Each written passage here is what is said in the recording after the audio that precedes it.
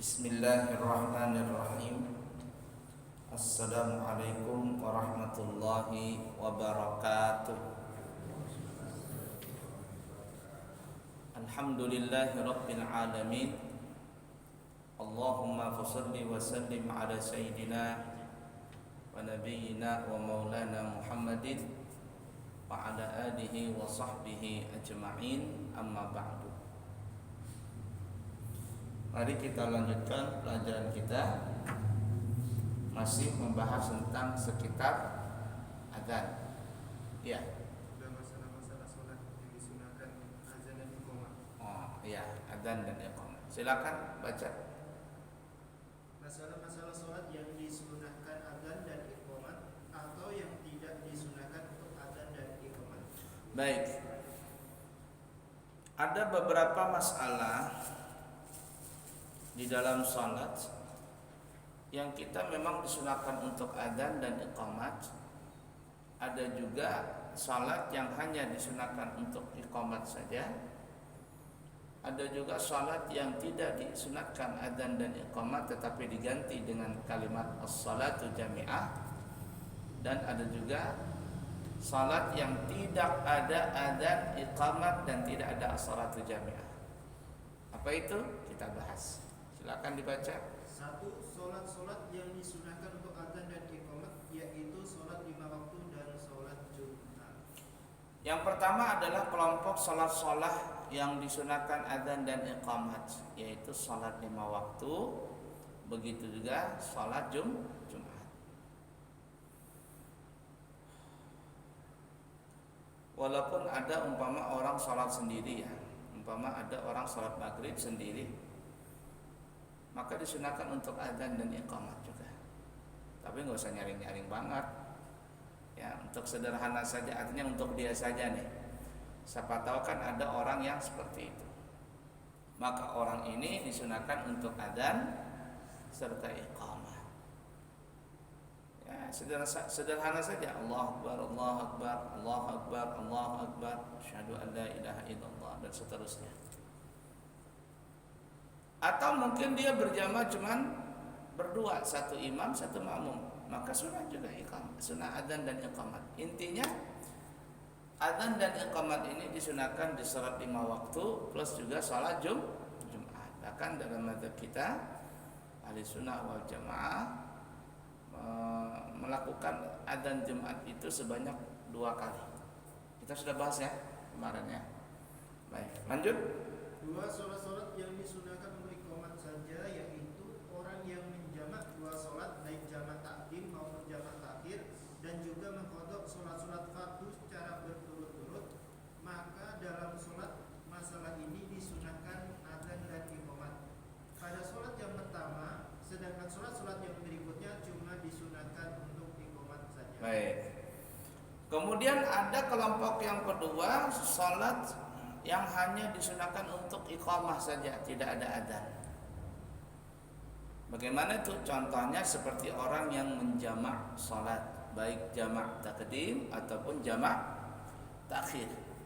Umpama ada seseorang mau pergi ke Samarinda, ya, ke Samarinda. Lalu sampailah dia di satu tempat masjid, anggaplah kalau dia lewat luar sampai di Masjid Cengho, umpama. Atau kalau dia jalan tol di rest area situ. Umpama dia mau salat zuhur dengan asar jamaah takdim, maka ketika dia salat zuhur, yakni sebelum melaksanakan salat zuhur, disunahkan adzan serta iqamah. Setelah selesai salat zuhur, assalamualaikum, dia bangkit untuk salat fardu asar. Apakah sunah adzan lagi? Oh tidak. Yang disunahkan hanyalah iqamat saja. Mudah dipaham kira-kira ya? Nah begitu juga umpama ada orang yang mengqadha salat secara berturutan, umpama gini ya. Ya bisa saja umpama orang kecapean pulang dari kantor jam 5 umpama. Bersih-bersih dan sebagainya, mandi, tiba-tiba dia ngantuk berat. Lalu dia tertidur. Salat maghrib enggak bangun, salat isya bablas, salat subuh pun juga kesiangan. Jam 7 baru bangun. Berapa salat yang dia tinggalkan? 3, maghrib, Isya dan subuh. Bangun jam 7, innalillahi kesiangan nih. Baru dia sadar, oh iya aku belum maghrib, belum isya, belum subuh. Yang repotnya pas dia bangun nggak sadar, kirain itu masih maghrib, sekalinya subuh. Ya, dia wajib mengqadha salat 3 kali itu, maghrib, isya dan subuh. Lalu gimana? Maka tetap disunahkan orang ini untuk adzan sebelum pelaksanaan salat maghrib. Jadi adzan, kemudian iqamah, kemudian setelah selesai salat maghrib lalu dia laksanakan salat isya. Ketika dia ingin melaksanakan salat isya, dia tidak disunahkan adzan, hanya disunahkan untuk iqamah saja. Kemudian begitu juga selesai isya masuk salat subuh, maka dia disunahkan untuk iqamah saja, tidak ada adzan. Udah dipaham kira-kira? Baik.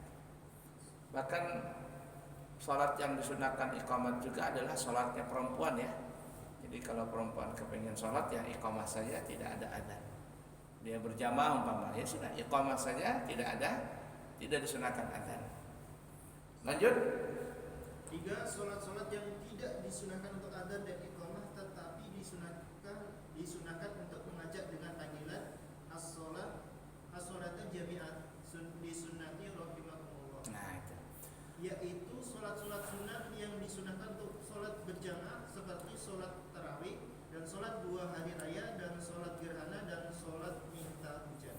Baik, kemudian kelompok yang ketiga adalah salat-salat sunnah yang disunahkan hanya, maksudnya tidak ada adzan, tidak ada iqamah, tetapi diganti dengan kalimat as-salatu jami'ah. Ya, as-salatu jami'atan. Nah, seperti umpama salat tarawih dan sebagainya. Dan salat ini adalah salat sunnah yang disunahkan untuk berjamaah. Salat sunnah yang disunahkan untuk berjamaah, maka tidak ada adzan, tidak ada iqamah, diganti dengan as-salatu jami'ah. Seperti salat Idul Fitri, Idul Adha sebentar lagi ya. Idul Fitri, Idul Adha dalam mazhab kita itu hukumnya sunnah muakkad. Maka tidak ada ketika orang mau salat Idul Fitri atau Idul Adha adzan, itu enggak ada. Yang ada cuman as-salatu jami'ah, as-salatu jami'ah, as-salatu jami'ah di sunnati yaumil Idul Fitri rahimakumullah. Bentar lagi, di yaumil Idul Adha rahimakumullah. Nah, begitu juga salat tarawih. Ya, kenapa? Karena disunahkan untuk berjamaah. Maka kalimatnya dengan as-salatu jami'ah di sunnati tarawih itu ya, di sunnati tarawih rahimakumullah. Nah, entar lagi bulan puasa. Ya, tahun depan bulan puasa. Ala kulli hal. Mudah dipaham kira-kira? Nah, seperti itu. Baik, lanjut. 4. Salat-salat yang tidak disunahkan untuk adzan dan iqamah dan juga tidak disunahkan untuk mengajak seperti kalimat yang di atas, yaitu salat-salat sunnah yang tidak disyariatkan untuk berjamaah seperti salat duha dan salat-salat sunnah rawatib. Kemudian kelompok yang keempat adalah salat-salat sunnah yang tidak disunahkan adzan, tidak ada adzan, tidak ada iqamah, tidak ada as-salatu jami'ah. Jadi langsung saja takbiratul ihram begitu. Yaitu salat-salat sunnah biasa, qabliyah, ba'diyah, salat duha. Ya kan ya? Kemudian salat tahiyatul masjid, salat witir yang bukan bulan Ramadan. Maka semuanya itu tidak disunahkan adzan, tidak ada iqamah, tidak ada as-salatu jami'ah. Langsung saja Allahu Akbar. Udah dipaham kira-kira? Walaupun berjamaah. Karena berjamaahnya salat sunnah yang tidak disunahkan berjamaah itu hukumnya adalah mubah saja, tidak berdosa, tidak juga berpahala, mubah. Nah, seperti umpama salat duha di pondok saya, Al-Islami Nurul Anwar di Amburawang Darat, itu kita ajarkan kepada anak-anak setelah menyetar hafalan di pagi hari jam 7 ya. Mereka sebelum sarapan pagi mereka mesti salat duha dulu secara berjamaah. Ketika salat duha berjamaah maka tidak ada as-salatu jami'ah. langsung saja salat duha selesai. Mudah dipaham kira-kira? Nah, begitu juga santri kami sebelum tiduran, yakni halaqah malam, karena halaqah malam itu belajar malam dari jam 9 sampai jam 10. Jadi kalau seperti ini ya, salat maghrib, habis salat maghrib sampai isya itu baca wirid, baca aurat, yasin, tabarak, waqiah, macam-macam dibaca, hizib nawawi, hizib sakran dibaca. Nah kemudian salat isya, setelah salat isya baca wirid, kemudian setelah itu ba'diyah isya, lalu makan malam, istirahat dulu santai, makan malam, nanti jam 9 masuk lagi, jam 9 malam masuk dan sampai jam 10 malam itu baca Quran, murajaah Quran dan lain sebagainya. Sebelum selesai pengajian, sebelum belajaran selesai, sebelum ditutup maksudnya, mereka akan sholat witir 3 rakaat.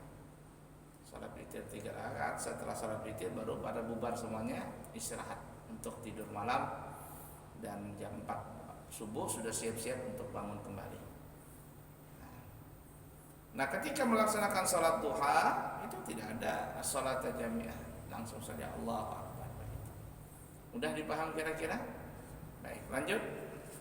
Perhatian, ada beberapa masalah disunahkan untuk adzan saja walaupun bukan untuk sholat, seperti ada longsor, gempa, gunung meletus, kebakaran, mengusir jin atau kesurupan. Dan juga ada beberapa permasalahan yang disunahkan untuk adzan dan iqamah, seperti ketika anak yang baru lahir, dan ketika mengantar orang berpergian untuk musafir, dan ketika meletakkan jenazah di dalam kubur. Meletakkan kata mendatangkan. Meletakkan. Jenazah di dalam kubur. Di dalam Pendapatnya siapa itu? Ada pendapatnya Ibnu Hajar? Ada. Baik, permasalahan. Ada beberapa permasalahan yang disunahkan kita untuk adzan, tapi bukan untuk sholat. Adzan, tapi bukan untuk sholat. Bahkan adzan dan iqamat sunnah itu. Nah, adapun yang disunahkan untuk adzan walaupun tidak ingin sholat, seperti umpama ada bencana alam, seperti ada tanah longsor, ada kebakaran, ada gempa bumi, ada gunung meletus, angin kencang, hujan terlalu lebat sekali sampai anginnya kemana-mana kan ya, maka disunahkan bagi kita untuk mengumandangkan adzan. Kenapa mengumandangkan adzan? Ya pertama memang disunahkan.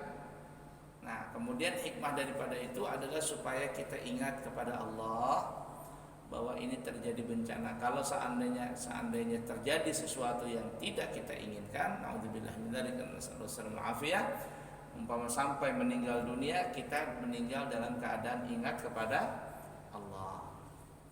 Nah, jangan pujiakan Allah, tolong, nah, adzan sunnah. Nah, ya, begitu tuh. Apa saja bencana alam. Tapi jangan sampai juga nyeleneh. Ada di mungkin minggu kemarin ya, pertemuan yang kita ceritakan, ada salah satu masjid, kita tidak sebutkan masjidnya, di Balikpapan. Masjid itu pernah terjadi, bukan di masjidnya, dekat masjid itu terjadi kebakaran.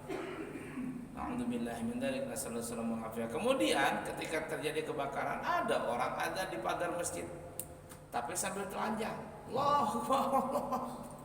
Ya opo ini manusia ini. Ada karena mitosnya azan sambil telanjang supaya apinya lari. Itu api mah bukan tambah lari, malah tambah besar itu. Menghina itu orang azan sambil telanjang. Mana ada seperti itu. Ya, nah, jadi seperti itu ya. Azan pada saat terjadi sesuatu bencana atau ingin meruqyah orang. Meruqyah orang sunnah azan, karena syaitan atau jin dia itu takut kalau mendengar suara azan. Dalam riwayat ya, apabila dikumandangkan suara adzan, maka syaitan atau jin itu akan lari terbirit-birit sampai dia pergi ke tengah laut, ke hutan yang dia tidak mendengar suara adzan tadi. Nah sebenarnya disunahkan suara adzan itu yang keras, yang lantang, tapi ada tambahannya, merdu. Ini keras saja, lantang tapi enggak merdu, mikrofonnya krekek, waduh sakit kepala mendengar.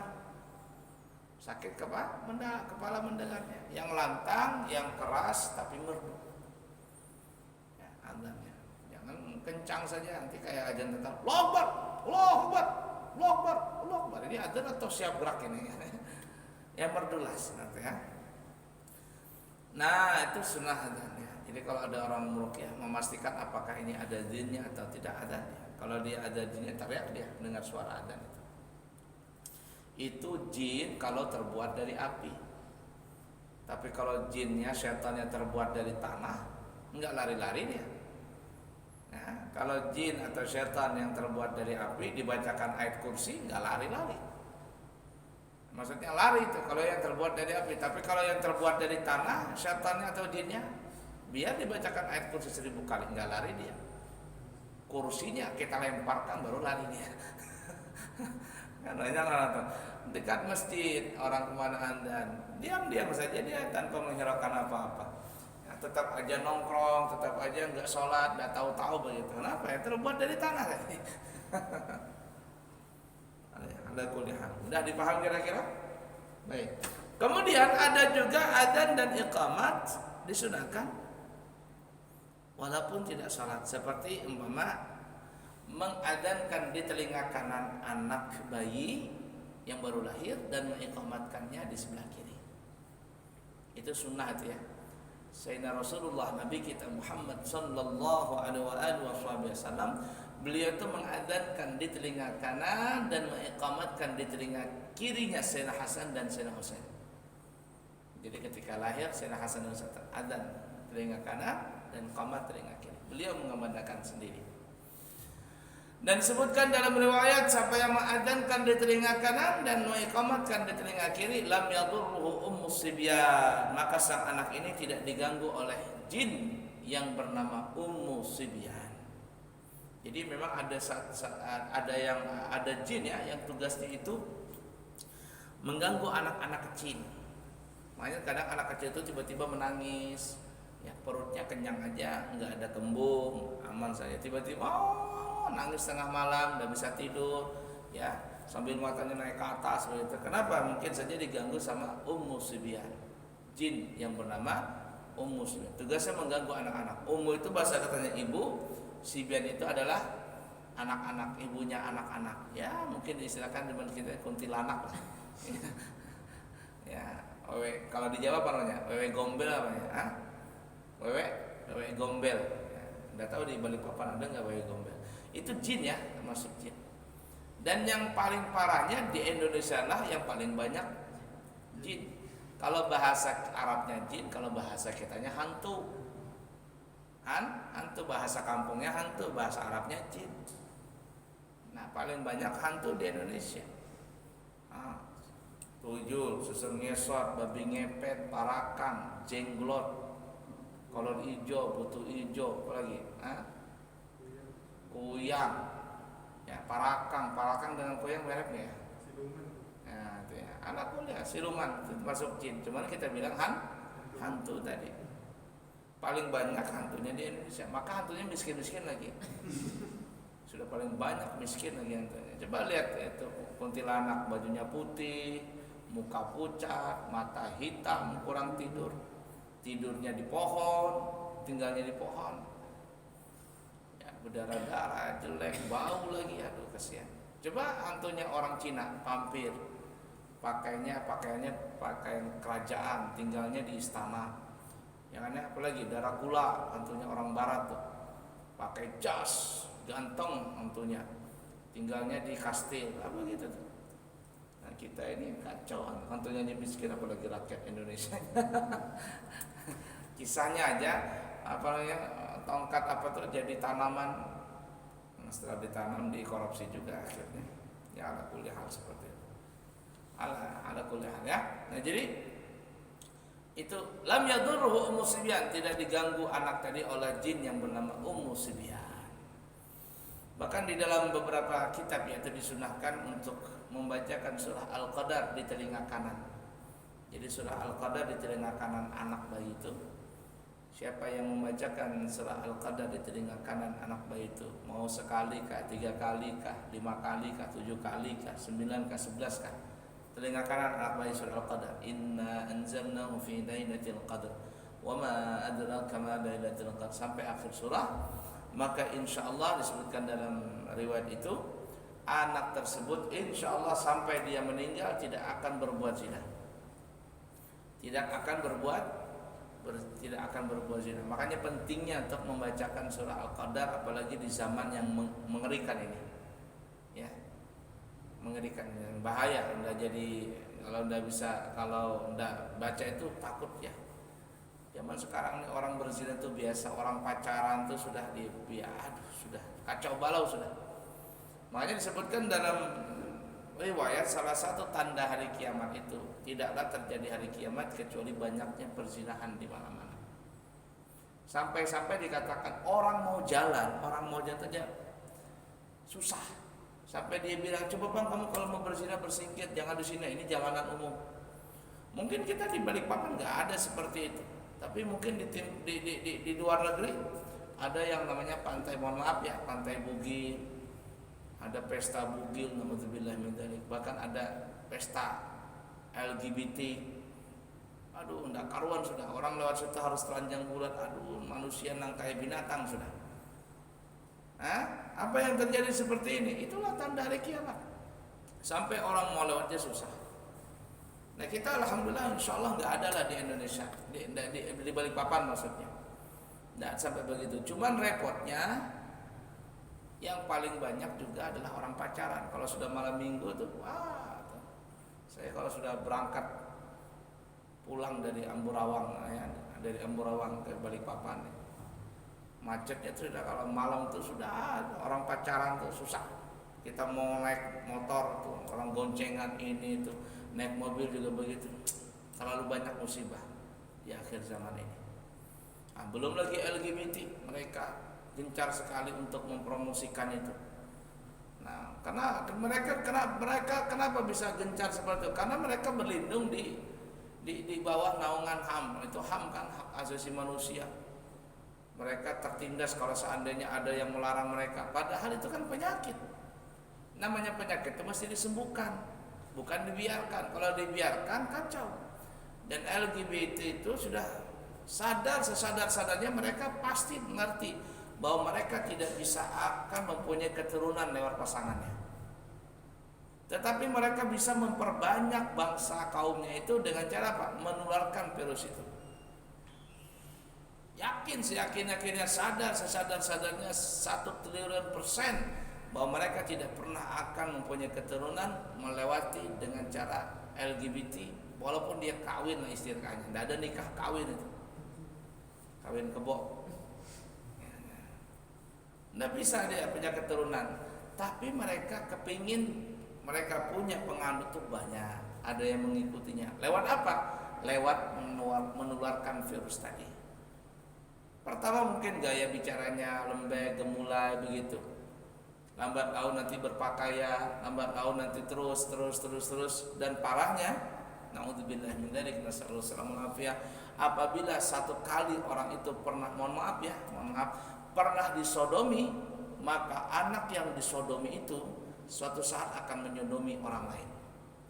Ada pernah kasus di Indonesia ini tahun berapa itu? Ada namanya Babe apa itu? Di Jakarta atau di mana? Dia melakukan mensodomi anak itu sampai 20 lebih atau 30 lebih anak itu. Setelah diteliti ditangkap si Babe ini, diteliti ternyata si Babe ini dulu pernah juga disodomi sama orang. Nah itu virus itu. Sekali dia pernah disodomi, maka suatu saat dia akan menyodomi orang lain. Nah, bubuhan kelompok LGBT ini, bubuhan kelompok kaum Sodom ini, kaum Nabi Lut zaman dulu ya, itu mereka sadarnya mereka tidak bisa akan mempunyai keturunan, tetapi mereka bisa memperbanyak kaumnya dengan apa? Menularkan virus penyakit tadi. Bahkan ada saya mendengar terbaru ini berita, Allah alam ya, ini kan di baru-baru ini ada namanya penyakit cacar monyet lah cacar monyet. Dan cacar monyet ini yang paling banyak kena adalah kelompok LGBT. Cacar monyet itu yang paling banyak kena adalah kelompok LGBT, yang penyakit namanya. Maka Allah berikan kutukan penyakit seperti itu. Na'udzubillah min dzalik. Nah, oleh karena itu untuk membendung anak-anak kita di akhir zaman ini, maka bacakanlah telinga kanannya surah Al-Qadar tadi. 3 kali ke 7 kali ke 9 ke 11 kali bacakan telinga kanannya. Maka Allah akan menjaga anak itu dengan berkah surah Al-Qadar, menjaga dia daripada perbuatan zina, yakni dia tidak akan berbuat zina sampai dia mati. Sangat penting, sangat penting sekali. Nah, kemudian apa lagi? Disunahkan adzan dan iqamat, yaitu bepergian. Nah, ini biasanya orang Banjar ya, data orang suku lain. Kalau Banjar sama aja. Orang Banjar itu kalau mau berangkat haji atau berangkat umrah, sebelum berangkat adzan dulu depan rumah. Entah mungkin anaknya lah, biasanya anaknya atau siapalah keluarga dekatnya adzan. Allahu Akbar sampai adzan lalu qomat. La ilaha Allahu Akbar, qamatis salatu qad qamatis salat. Allahu Akbar, la ilaha illallah. Nah, baru melangkah kaki kanan supaya ini orang berhakikat lah ya, entah di mana ambilannya, cuma namanya orang berhakikat. Melangkah itu kan kita itu kan silakan berdoa ya, di sekolah-sekolahnya bismillah tawakkaltu Allah. Jadi melangkah itu kaki kanan bismillah, kaki kanan Rahman, kaki kiri Nirrahim, kaki kanan Bismillahirrahmanirrahim. Nah, itu. Kemudian ini satu amalan ya.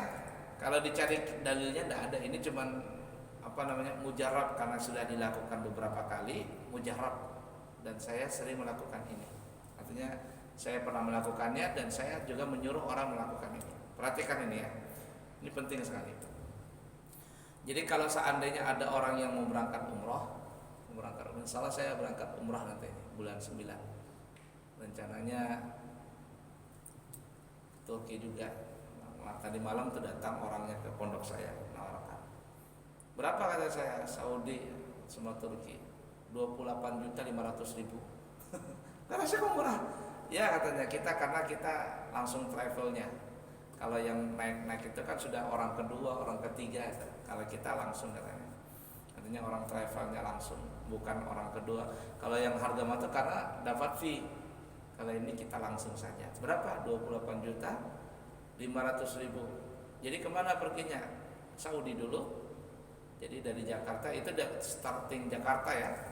Jadi berangkat dari Jakarta sampai ke Madinah naik pesawatnya. Pesawatnya apa tuh? Saudi Arabia atau pesawat Turki katanya. Turki Airlines. Nah, jadi dari Jakarta ke Saudi, kemudian baru ke Mekah, baru pulangnya sebelum ke Indonesia mampir ke Turki. Berapa hari? 2,5 hari di Turki, muter-muter. Yang lihat semuanya kata berapa? 28,5 juta. Oh ya kan. Mana brosurnya dikasih lihat ini. Nah, sudah insyaallah saya berangkat. Nah ini ya. Nah, jadi ini amalan ya. Jadi kalau ada di antara kita keluarga yang ingin berangkat umroh, saya ajarkan ya ini. Ini tidak ada di kitab ini, cuman dapat ijazah saya dari amalan dari seseorang. Ini namanya ilmu syahadat. Ilmu syahadat sama juga orang namanya kawin batin, nikah batin itu sama modelnya ini. Jadi kalau orang mengamalkan ini, insya Allah dia tidak akan mati, ya, kecuali sudah bersampuk gitu. Jadi umpama ya saya berangkat umrah nih. Jadi siapa yang saya ingin akan datang, saya kepingin ini dia berangkat umrah. Umpama anak saya. Jadi pepelukan, saya bilang nih, asyhadu an la ilaha illallah di hadapan dia nih. Asyhadu an la ilaha illallah kata saya. Jangan disambung kok asyhadu anna Muhammadar Rasulullah, jangan disambung. Artinya nanti setelah aku datang, setelah Abah datang, kamu yang nyambung wa asyhadu anna Muhammadan Rasulullah. Dia tidak bakalan mati itu. Insya Allah itu ilmu hakikat ya. Dia enggak, karena belum sampuk syahadatannya itu. Jadi kita berangkat ini, insya Allah nggak bakalan mati. Yang berangkat nggak bakalan mati, yang ditinggal nggak bakalan mati. Kenapa? Karena belum bersampuk lagi itu. Nggak bersampuk nggak? Belum ketemu lagi. Nanti sampai kita pulih ke Indonesia, yang pertama kali kita cari orang itu. Jangan yang lain. Orang itu pelukan, sambung. Wa asyhadu anna Muhammadan Rasulullah. Nyambung dia. Lihat aja, insya Allah langsung dalam mungkin setahun lah kalau memang rezekinya berangkat dia.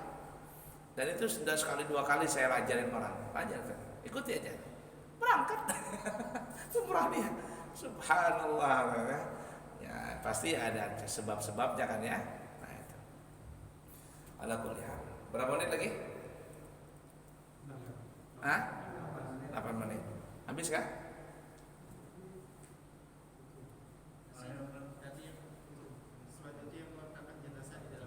Oh, dikit. Bentar Pak Lila. Meletakkan jenazah di dalam kubur. Ini ada beda pendapat ya. Ini pendapatnya Imam Ibnu Hajar saja. Pendapatnya Imam Ibnu Hajar. Makanya karena ini pendapat ulama, orang-orang salafi anti banget tuh. Tidak ada azan di kubur itu. Kalau Imam Ibnu Hajar berpendapat demikian. Kenapa? Seperti halnya kata Al-Imam Ibnu Hajar, orang lahir ke dunia ini disunahkan untuk adzan dan iqamat, maka pendapat beliau ketika masuk ke alam kubur, yakni meninggalkan alam dunia ini juga disunahkan untuk adzan dan iqamat. Itu juga dasarnya. Jadi masuk izin, keluar izin. itu pendapatnya Imam Ibnu Hajar, dan inilah yang digunakan sama orang-orang kita, orang-orang kaum tuha. Ya, jadi ketika sudah masuk mayatnya dalam kubur, biasanya anak tuh yang ada, anak atau siapa, baru sampai komat selesai, baru tutup tutup pakai papan tadi. Terus terang saya melakukan ini. Kalau saya hadir di tempat pemakaman, biasanya saya suruh orang itu untuk adzan atau iqamah. Tapi kalau seandainya ada yang anti, oh sudah, orang toh ini beda pendapat juga. Ya, itu beda pendapat. Jangan juga mentang-mentang ini langsung di bid'ah-bid'ahkan lalu masuk neraka, jangan juga sih, terlalu ekstrim juga seperti itu. Itu pendapatnya Imam Ibnu Hajar ya, masalah. Baik, selesai? Insyaallah kita sambung lagi ya. Ya Pak Haji, nggih. Masalah sunat tahiyatul masjid itu menurut salah seorang ustaz boleh dipondok. Boleh apa? Dipondok. Salat tahiyatul masjid. Ya, maksudnya begini. Seandainya saya datang ke bagian salat tahiyatul masjid, Ya. langsung sendiri kan. Ya. Jadi salat selesai, baru kita saya pondok lagi tahiyatul masjid itu begini. Begini ya, salat tahiyatul masjid itu sebenarnya tidak ada kaitan dengan waktu. Salat sunnah yang boleh diqadha itu adalah salat sunnah yang mempunyai waktu, seperti salat duha, itu waktunya pagi, salat witir malam, qabliyah ba'diyah. Nah, salat-salat seperti ini yang mempunyai waktu, kalau seandainya kita tidak melaksanakan salat itu di waktunya, maka kita dibolehkan untuk mengqadha di waktu lain.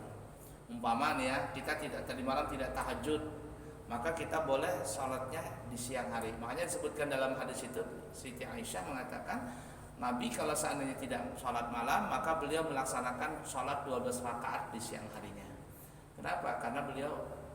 Karena bagi Nabi salat tahajud itu hukumnya adalah wajib. Nah, makanya beliau qadha. Nah, dari itu bahwa kata ulama, salat sunnah yang berkaitan dengan waktu kalau tidak dikerjakan di waktunya, hukumnya sunnah untuk diqadha.